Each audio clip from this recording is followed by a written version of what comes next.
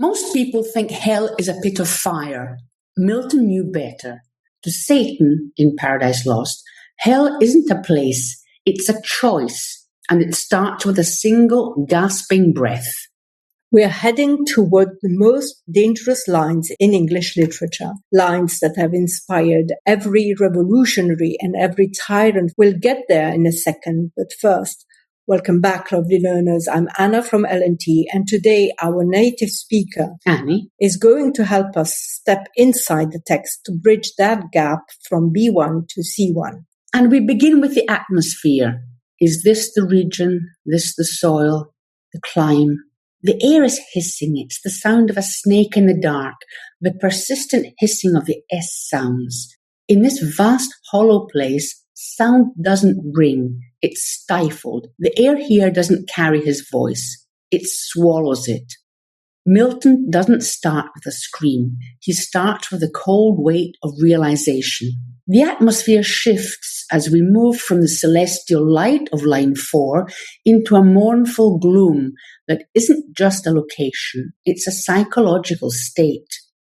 As we follow his gaze through the new darkness, we see a transformation in the very structure of his speech. Satan begins in the interrogative, the language of the displaced. He asks, is this the seat that we must change for heaven? But then, in line 11, the grammar in the speech of the exiled undergoes a radical revolution.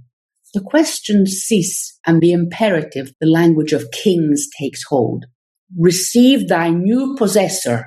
Notice the aspirated H sounds in hail horrors, hail. Here the speech moves from the biological, the sound of a man struggling for air after a catastrophic fall, to the linguistic, as he uses that breath to name the horrors around him. By naming them, he moves to the political and psychological.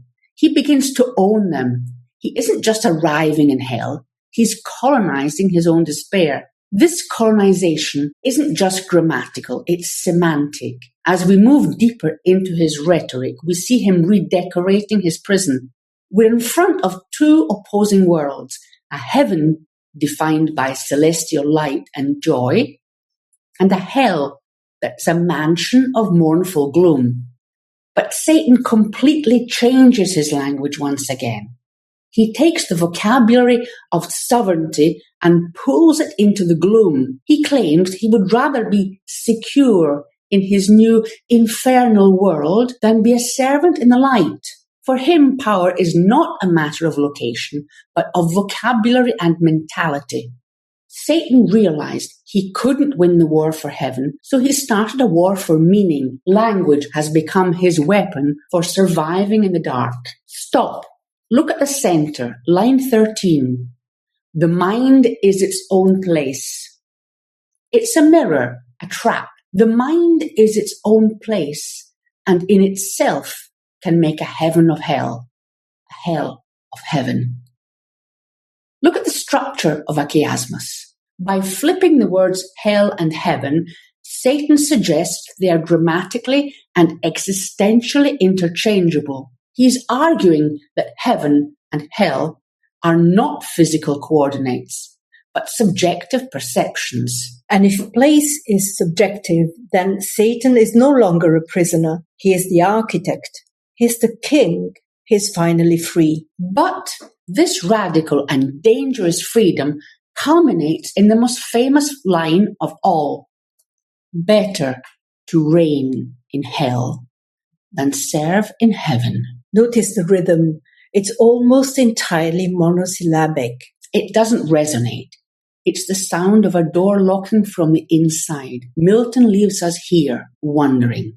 Reign over your own studies. See you in the Study Hub for our complete analysis of this extract. And don't miss the creations of the mind maps in video 1 on the structure and plot of Paradise Lost, and video 2 on its title, context and characters.